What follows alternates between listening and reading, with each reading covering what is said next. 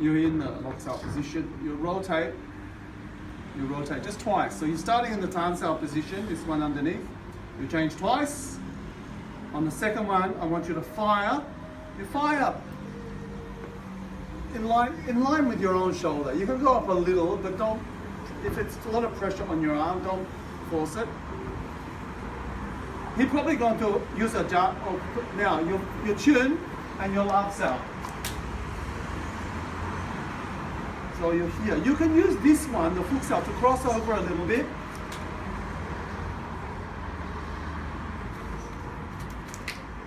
Alright? I'll do a little slower. Palm, lift, take this one away.